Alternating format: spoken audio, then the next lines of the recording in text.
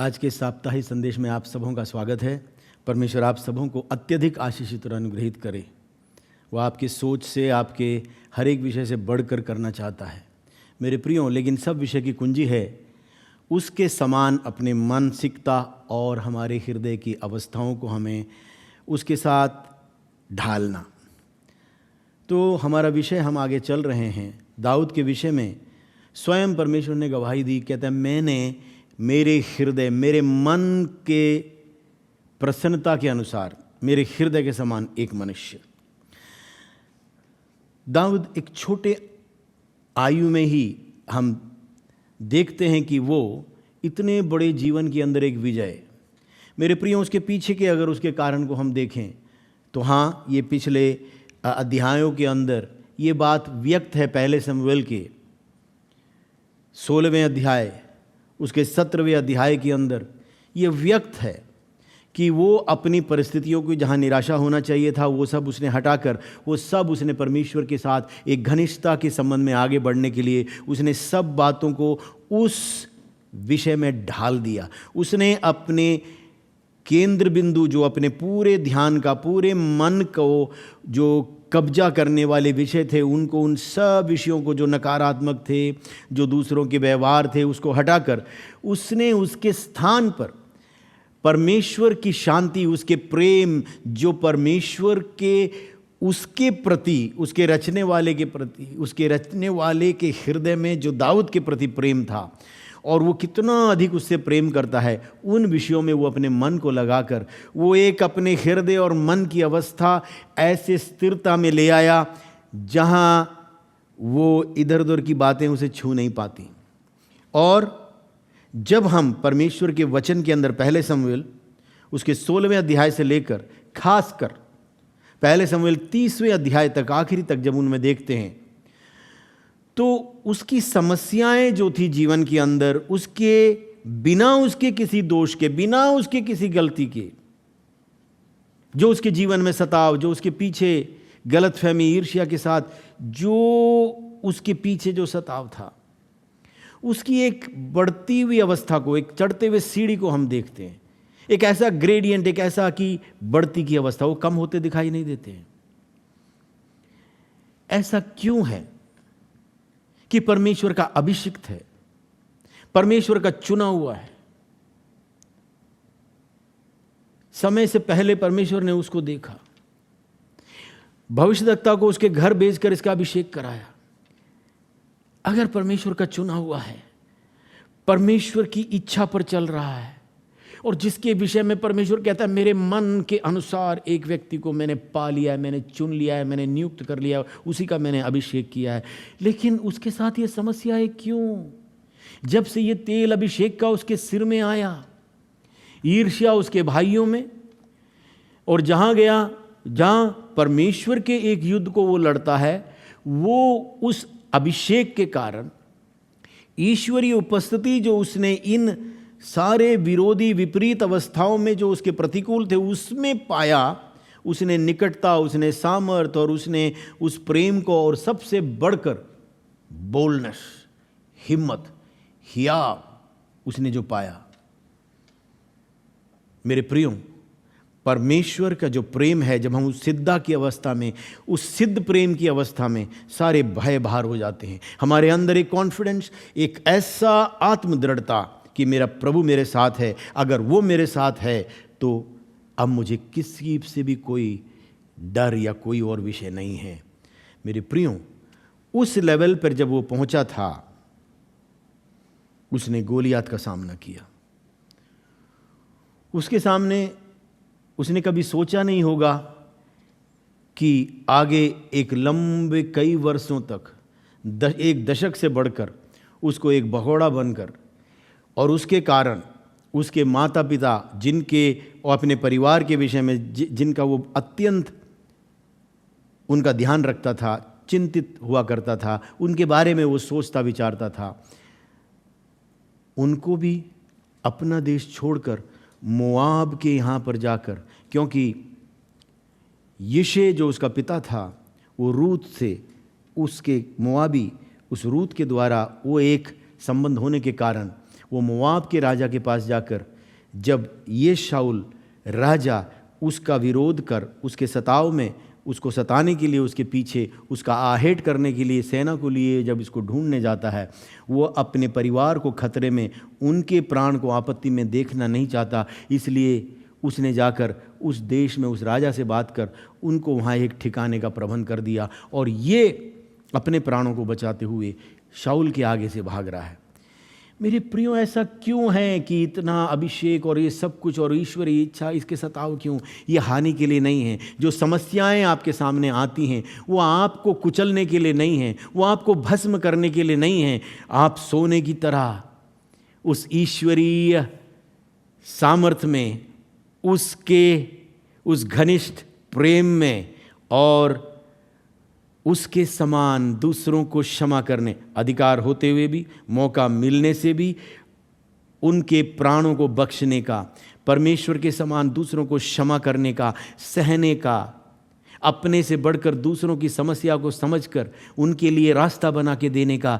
मेरे प्रियो, वो शुरुआत में नहीं जानता था कि एक प्रशिक्षण का समय है, एक सीख का समय है, एक ऐसा बहुमूल्य समय है, सुनहरा गोल्डन टाइम। मेरे प्रियो, अगर आज आपके जीवन के अंदर, आपके जीवन की खराई के कारण, आपके सीधेपन के कारण और आपके अंदर कोई कपट बुद्धि ना होने के कारण, आप संपूर्ण रीति से परमेश्वर के मार्गों में चलने का जो आपने निर्णय लिया है, आप एकदम जैसे कि तैसा आप जीवन में आप प्रहार नहीं करते दूसरों का, आप किसी का फ़ायदा नहीं उठाते हैं, और आप उस मार्ग पे अगर चल रहे हैं और उसके कारण, अपने क्रूस को उठाए चलने के कारण अगर आपके जीवन में सताव आता है, मेरे प्रियों, ये आपको कुचलने के लिए नहीं, फिर से दोहराता हूँ, वो आपको नाश करने के लिए नहीं है।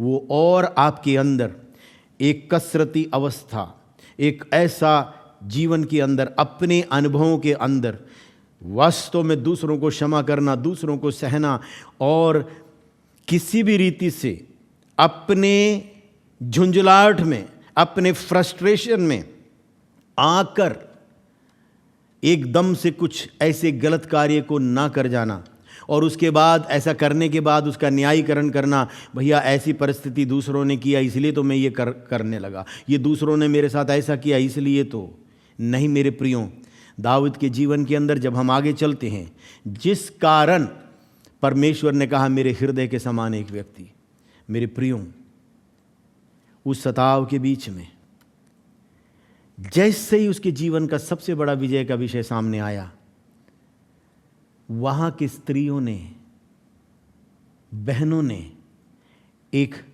प्रशंसा का गीत गाया। शाऊल के 1000 और दाऊद के 10,000। जब वो इतने बड़े विजय के बाद, वो विजय जो पूरे सेना का था, पूरे इस्राएलियों का था, परमेश्वर के समस्त लोगों का था, जब दाऊद वहां सामने जाता है, वो कहता है ये पूरी मंडली आज जान जाएगी कि परमेश्वर न तो भाले से न सांग से, लेकिन वो उसके अपने सामर्थ्य के द्वारा युद्ध और हर एक जीवन के अंदर आने वाले विषयों में विजय देता है, ताकि इनको पता चल जाए। मेरे प्रियो, वहाँ उसने अपने लिए कुछ भी एट्रीब्यूट नहीं किया, उसने अपने और कुछ भी आकर्षित नहीं किया मेरे प्रियो। लेकिन वो जब वापस जा रहा था, लोगों ने गीत गाया। दाऊद उसके जब चल रहा था, शाऊल राजा उसके साथ आ रहे थे, वो गीत सुनकर वो एक ईर्ष्या में, एक जलन में, उसके अंदर एक प्रतिक्रिया, शाऊल समझ नहीं पाया कि ये मेरे अंदर जो मेरा प्रकाश, मेरे जीवन में जो उपस्थिति ईश्वरीय है, वो छीनने के लिए एक अंधकार की चाल थी। मेरे प्रियो, उसने उस जीवन के अंदर, उस परीक्षा में वो पास नहीं हो पाया। मैं अपनी कल्पना में ऐसा सोचता हूं, वहां पर अगर दाऊद उस सुनकर उस विषय को, अगर वहां उन स्त्रियों के सामने, अगर वो वहां पर जाकर घुटने टेक कर वो उनसे कहता, अरे क्या कह रहे हो, क्या गा रहे हो, ये तो परमेश्वर की महिमा के कारण, ये तो परमेश्वर की अपनी दया के कारण जो अपने लोगों को वो प्रदान करना चाहता था। मैं तो एक पाइप के समान उस ईश्वरीय टंकी से जुड़ा हुआ, ये तो सिर्फ मैं तो एक डिलीवरी बॉय की तरह एक सामान एक जगह से दूसरे जगह पहुंचाने वाला, मैं तो केवल एक पात्र हूँ। क्यों मेरे नाम को आप कह रहे हो कि दाऊद के 10,000? मेरे प्रियो, अगर वो इस रीति से बोलता उनके सामने और उन स्त्रियों से कहता या वो अपने कपड़े फाड़ता, जिस रीति से पौलुस उस जगह पर गए जहां लोगों ने कहा कि ये तो लगता हुआ कि ये मनुष्य के रूप में हमारे बीच में देवताएं आए हैं, स्वयं ईश्वरीय ऐसे प्रभाव है। और जब लोगों ने उनके सामने बड़े उनकी तारीफ़ करनी चाहिए और उनके सामने बलि देना चाहा, उन्होंने अपने कपड़े को फाड़ लिए और कहा क्या कर रहे हो, हम तुम्हारे समान मनुष्य हैं। और वहाँ वो रोने लगे और उन्होंने उस प्रशंसा को, उस प्रसिद्धि को वहाँ रोक दिया। मेरे प्रियो, जब हमारे जीवन के अंदर हमारे से बड़े और जो दूसरे हैं, अगर आप कहीं काम कर रहे हैं और आपके सामने लोग प्रशंसा करते हैं और आपके बड़े जो हैं जहाँ पर आप हैं उनके सामने अगर आप उस प्रीति को, उस प्रशंसा को अगर आप स्वीकारते हैं, वो एक जलन और ईर्ष्या जो निर्बल व्यक्ति आपके चारों तरफ है उनके जीवन में वो काम हो सकता है। मेरे प्रियो, इस एक छोटे से उन स्त्रियों के गीतों ने एक ऐसी अवस्था को, मेरे प्रियो, अगर आप परमेश्वर के संतान हैं, उसकी बुद्धि और समझ अगर आपके अंदर है, तो आपको दूसरों की प्रशंसा भी जब आप करते हैं वो केवल आप परमेश्वर के आत्मा की अगुवाई पे करें। और आप अच्छे के लिए प्रशंसा कर रहे हैं, लेकिन हो सकता है वो उनके लिए एक फंदा बन जाए। मेरे प्रियो, हम हमेशा हमारा एक्शन, हमारी जो प्रतिक्रियाएं हैं, हमारे कार्य हैं, वो सब ईश्वरीय परमेश्वर के पवित्र आत्मा की अगुवाई, अंदरूनी गवाही से मिलता हुआ होना चाहिए, उसके अनुसार होना चाहिए।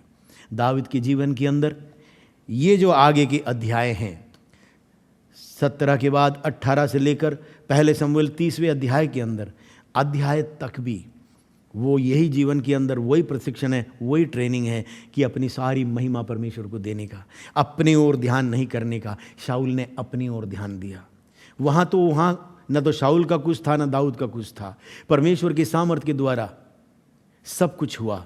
मेरे प्रियो, जब हम इस विषय को अपने जीवन के अंदर डालते हैं, हमारा सारा ध्यान जब परमेश्वर की ओर होता है, हम उसको महिमा देते हैं, तब हमारे लिए कुछ भी, कोई भी विषय हानि के लिए एक साथ कार्य नहीं करेंगे।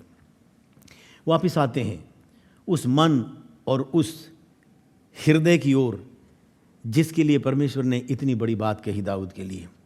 मेरे प्रियो, दाऊद के जीवन के अंदर जब हम देखते हैं, अगर एक निचोड़ को हम ले आएं भजन संहिताओं के अंदर, यहाँ से सीधा शाऊल के सामने से भागकर और राजा आकीश के सामने, जिसका नाम अबीमेलेक भी है, उसके सामने जाकर वो अपने को बचाने के लिए शत्रुओं के देश में जा रहा है। लेकिन एक बात वो समझता नहीं था कि ये मेरे लिए पवित्र आत्मा का, परमेश्वर का दिया हुआ एक प्रशिक्षण का समय है, जो कि कुछ लंबे समय पर चलने वाला है। वो उसमें से बचने के लिए उसके सामने चला गया कि ये मुझे स्वीकार ले और मुझे शरण दे। लेकिन वहाँ भी लोगों ने उसकी परिचय करा दिया और वही गीत का वहाँ दोहराया। ये तो वही है जिसके विषयों में स्त्रियों ने गाया, शाऊल के 1000 और दाऊद के 10,000। और उसे खतरा दिखाई दिया कि यहाँ तो मैं बंधुआई में आ जाऊँगा, हो ना हो मैं मारा जाऊँ। वहाँ पर वो पागल की एक्टिंग करता है और वो दीवारों पर उंगलियों से नोचकर, जैसे कोई पागल ऐसे करता है, उसके द्वार के, उसके गेट के ऊपर ऐसे खुजाने लगा और वहाँ नोचने लगा और वो अपने मुंह से लार टपकाने लगा। मेरे प्रियो, जब उसके हाथ से बच के आया, उसके हृदय और मन की जरा अवस्था तो देखिए। 34 भजन संहिता उसके तुरंत बाद उसने लिखा। इस भगोड़े होने की, अपने परिवार को अपने देश से निकलकर मोआब में जाके बसने का, जबकि उसने कोई बुरा नहीं किया। मेरे प्रियो, 18वें अध्याय के अंदर योनाथन जो शाऊल का बेटा था, उससे दाऊद कहता है, मेरी गलती क्या है, मैंने किया ही क्या है जो तेरे पिता मेरे लिए, जो मेरा राजा है, जिसका मैं इतना आदर करता हूं, जिसके अंदर जब मैं आया उसके पास, जिसके भीतर मैंने अपने पिता के उस रूप में उसको जीवन के अंदर स्थान दिया, ये क्यों मेरे साथ ऐसा? मेरे प्रियो, नहीं, न वो शाऊल की है, न वो और किसी की गलती है। ये तो एक ईश्वरीय इच्छा, एक ट्रेनिंग का भाग है। वो तो इसको अब जो परमेश्वर ने दाऊद को जिस विषय के लिए चुना है उसके लिए तैयार करने के लिए वो तो एक किरदार निभा रहा है। मेरे प्रियो, आपके आसपास अगर आज इस रीति से सताव की अवस्थाएं हैं, अगर आप दुख में से होकर चल रहे हैं, जो लोग जिनको एक मोहरे के रूप में उपयोग कर कर ये ताड़ना और दर्द आपके विरोध में आता है, आप अपने हृदय में उनके प्रति गांठ न बांधिए। मेरे प्रियो, इस वचन को सुनकर जान लीजिए, वो तो केवल एक मोहरे हैं, एक पात्र हैं जो आपके अंदर से अच्छाई को बाहर लाने के लिए वो भट्टी के भाग हैं जिसमें सोना ताया जाता है, जिसमें चांदी शुद्ध होती है। मेरे प्रियो, उस प्रशिक्षण को, उस समय को एक सुनहरा विषय जानिए। मेरे जीवन में 7 वर्ष का एक ऐसे भट्टी का समय, जहां भी देखो वही समस्या। ऐसा लगता है कि चारों तरफ से पहाड़ टूट पड़ा, एक के बाद एक। मैं समझ नहीं पाता था, लेकिन जैसे मैं समझा ये तो मेरे लिए एक तैयारी का समय है, ये सीख का समय है, ये मेरे बर्बादी के लिए नहीं है। ये जो समस्याएं जीवन में आ रहे हैं ये मुझे डुबाने के लिए नहीं है, मुझे भस्म करने के लिए नहीं है, मुझे नाश करने के लिए नहीं है, मुझे चूर करने के लिए नहीं है। जब मैं ये समझा, अरे ये तो परमेश्वर जिस विषय के लिए मुझे बुलाया है उसके लिए एक तैयारी है, उस सहने का, क्षमा करने का, और उन जो परिस्थितियां हैं उससे बियॉन्ड, उससे दूर, उससे ऊपर निकलकर ईश्वरीय मंशा को जानने की।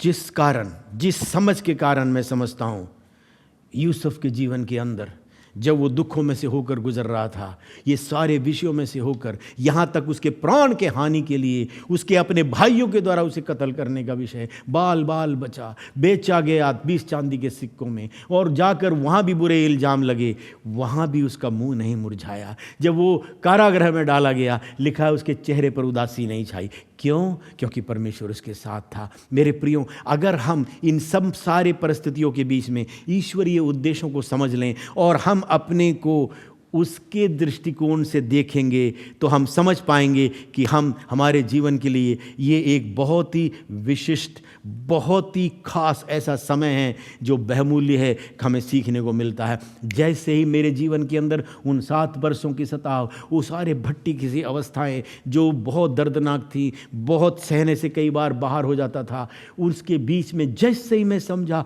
ये तो परमेश्वर तो भला है, वो जो जीवन में उसने अगर इस पटरी पर मुझे डाला, अगर मुझे इस रास्ते पर चलने की अनुमति दी है, इस दर्द को और पीड़ा और हर एक त्याग और जो भी विषय था, तिरस्कार था, जैसे भी जो भी कुछ था, जब मैं जाना हो ना हो परमेश्वर मेरे जीवन में एक तैयारी की अवस्था कर रहा है। मैंने ऊपर की ओर दृष्टि की, मैंने कहा हे परमेश्वर, अब मैं समझता हूँ कि ये मेरे जीवन के अंदर जो खास समय चल रहा है वो आप मुझे आने वाले दिनों के लिए जो आपने मुझे सेवा सौंपी है वो क्षमा करने, सहने की आप मुझे सीख दे रहे हैं। और प्रभु, मैंने कहा कुछ भी घटने ना पाए, मैं सब सीखना चाहता हूँ। और वो समय था जब वो दर्द चला गया। मेरे प्रियो, अगर आप अपने समय को पहचानेंगे और आप अपने मौसम की पहचान जब उसकी पवित्र आत्मा के द्वारा रखेंगे तो वो दर्द बंद हो जाएगा, सीखने की प्रक्रिया, और वो सब आनंद में बदल जाएगा। और उस कुम्हार का हाथ आपके हर रोड़े पर जो अंदर है, हर कांटे पर, हर घास फूस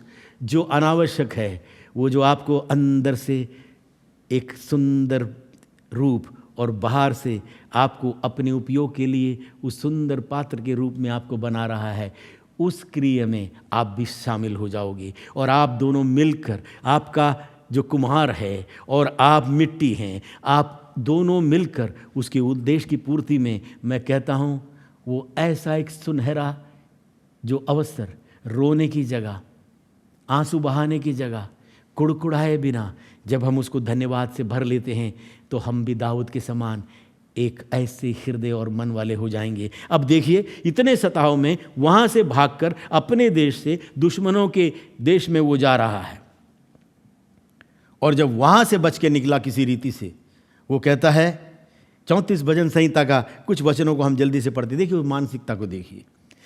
वो कहता, मैं हर समय यहोवा का धन्य कहा करूँगा, उसकी स्तुति निरंतर मेरे मुख से होती रहेगी। मैं यहोवा पर घमंड करूँगा, नम्र लोग ये सुनकर आनंदित होंगे। मेरे साथ यहोवा की बढ़ाई करो और आओ हम मिलकर उसके नाम की स्तुति करें। मैं यहोवा के पास गया, तब उसने मेरी सुन ली। उसने पूरी रीति से मुझे निर्भय किया। इस दीन जन ने पुकारा, मुझे परमेश्वर ने सुन लिया, उसके सब कष्टों से छुड़ा लिया। वो कहता, जितनों ने उसकी ओर दृष्टि की उन्होंने ज्योति पाई, उनका मुंह कभी काला ना होने पाया। अरे हे दाऊद, क्या हो रहा है ये? तू तो अपने प्राण बचाकर बाल बाल बचा शाऊल के हाथों से। घर का आराम तेरा चला गया, तेरे ऊपर तो कोई छत भी नहीं है। क्या तुझे खाने को मिलेगा? कोई राशन भी लाके नहीं दे रहा है। जंगलों में प्राण को बचाए घूम रहा है। किस काम के लिए? किस गलती के कारण?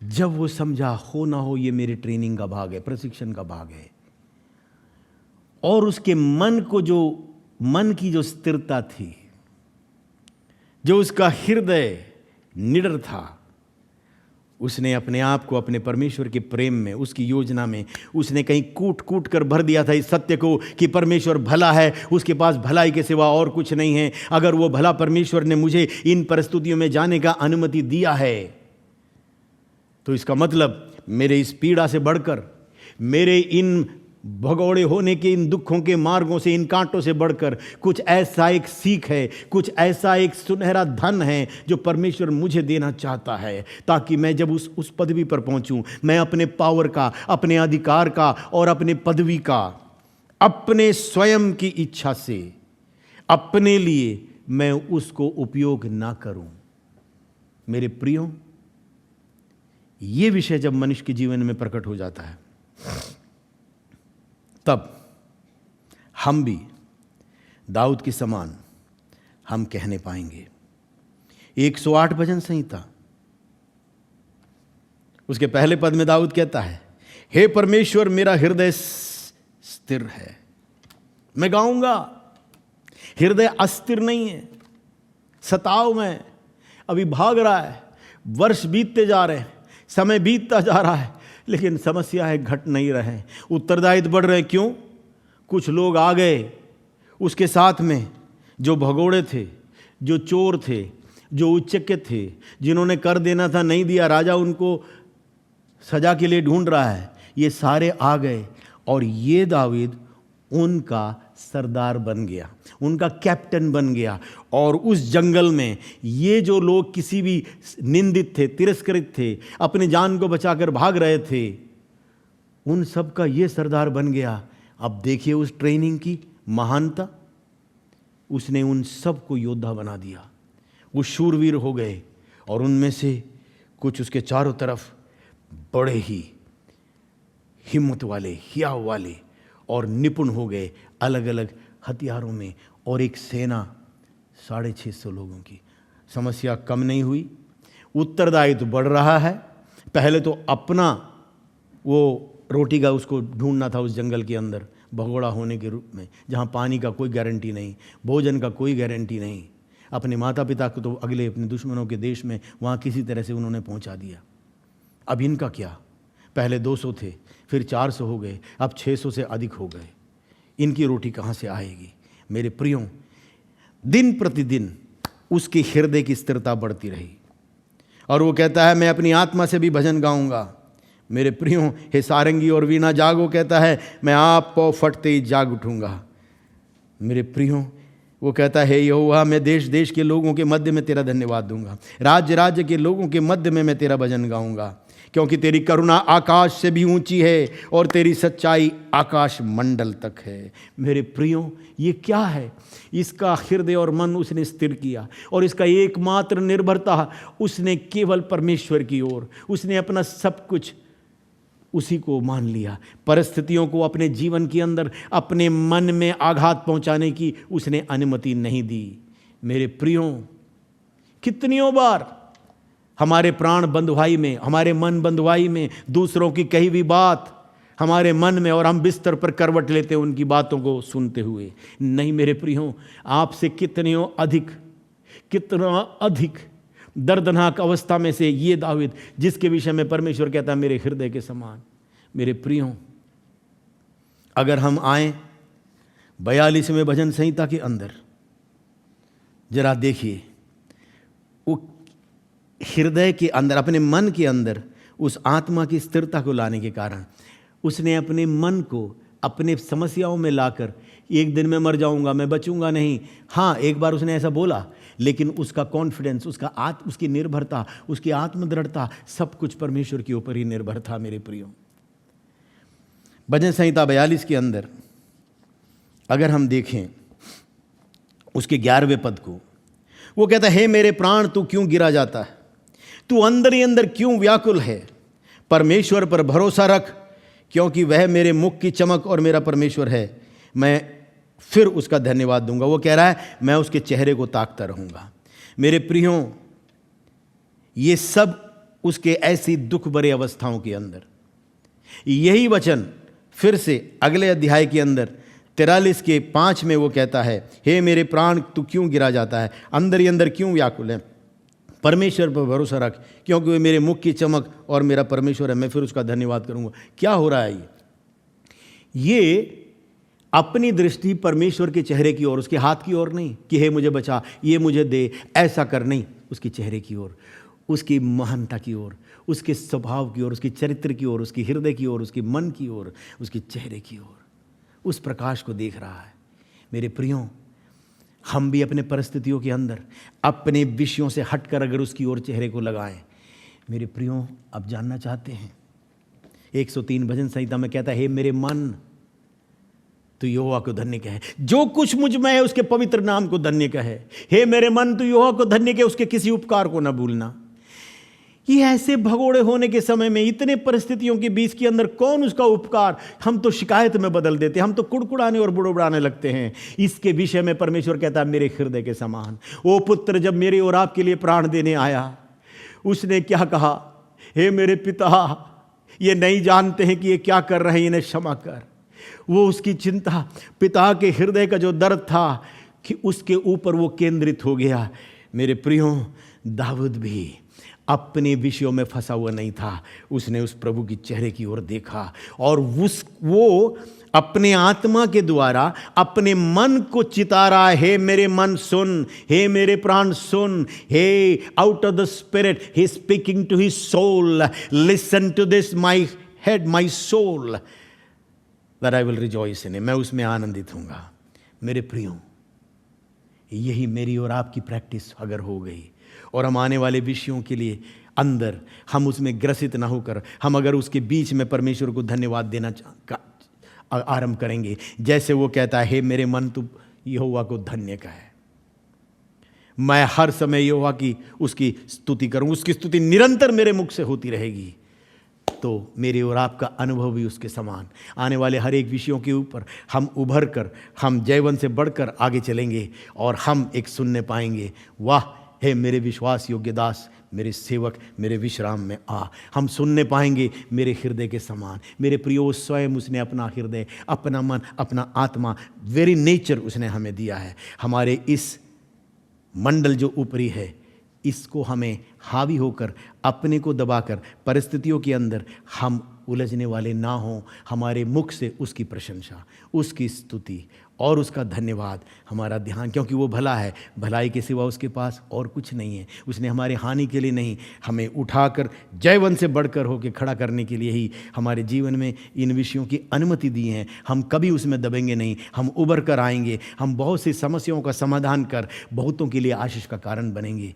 आपके जीवन में परमेश्वर आशीष दे, आप बहुतों के लिए प्रकाश, बहुतों के लिए स्वाद और बहुतों के लिए आशीष का कारण है। प्रभु आपको आशीष दे।